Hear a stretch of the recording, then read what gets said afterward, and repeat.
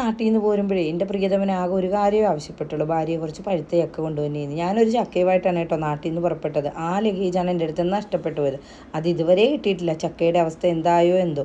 പിന്നെ എൻ്റെ പ്രിയതമൻ തന്നെ പോയത് ഒരു കഷ്ണം ചക്ക വാങ്ങിച്ചുകൊണ്ട് വന്നിട്ടുണ്ട്. നോക്കിക്കേ, വിരലെണ്ണാവുന്ന ചക്കച്ചുളകൾ മാത്രമേ ഉള്ളൂ. കണ്ട, 22 റിയാല് 44 ഹലാലയാണ്.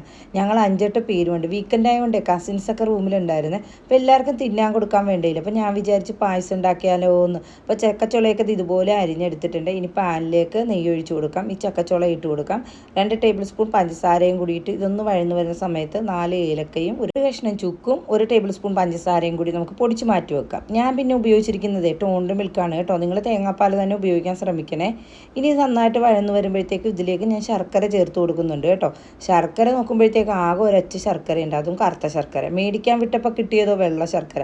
പിന്നെ ഉള്ളത് കൊണ്ട് ഓണം പോലെ എന്ന് കരുതി അതിലേക്ക് തന്നെ ഇട്ട് കൊടുക്കുന്നുണ്ട് കേട്ടോ. കാരണം ഇവിടുത്തെ ശർക്കരയ്ക്ക് അഴുക്കുകളൊന്നും ഉണ്ടാകാറില്ല. ഞാൻ എപ്പോഴും ഇങ്ങനെ തിളപ്പിച്ച് അരിച്ചെടുക്കുമ്പോൾ അഴുക്കുണ്ടാവില്ല. അതുകൊണ്ടാണ് നേരിട്ടിട്ടത്. നിങ്ങൾ തിളപ്പിച്ച് അരിച്ച് തന്നെ ഒഴിക്കാൻ ശ്രമിക്കുക. ഇനി ശർക്കരയൊക്കെ നന്നായിട്ട് ഉരുകി വന്നപ്പോഴത്തേക്കും ഞാൻ 1 കപ്പ് ചവ്വരി വേവിച്ച് വെച്ചിട്ടുണ്ടായിരുന്നു. അതിലേക്ക് പാല് കൂടി ഒഴിച്ച് നന്നായിട്ട് പാല് തിളച്ചതിന് ശേഷം മാത്രമാണ് നമ്മൾ ഇതിലേക്ക് ഒഴിച്ചു കൊടുക്കുന്നത്. കാരണം നമ്മൾ ശർക്കരയാണ് ചേർത്ത് കൊടുത്തിരിക്കുന്നത്. അപ്പോൾ പച്ചപ്പാൽ ഒഴിക്കുകയാണെങ്കിൽ നമ്മുടെ പാല് പിരിഞ്ഞു പോകാൻ സാധ്യതയുണ്ട് കേട്ടോ. ഇനി ടേസ്റ്റ് ബാലൻസ് ചെയ്യുന്നതിന് വേണ്ടിയിരുന്നുള്ള ഉപ്പും പൊടിച്ചു വെച്ച ചുക്കും ഒക്കെ ഇട്ട് നന്നായിട്ട് മിക്സ് ചെയ്ത് നെയ്യിൽ അണ്ടിപ്പരിപ്പ് മുന്തിരിയും താളിച്ചൊഴിച്ച് കഴിഞ്ഞാൽ നമ്മുടെ പായസം തയ്യാർ.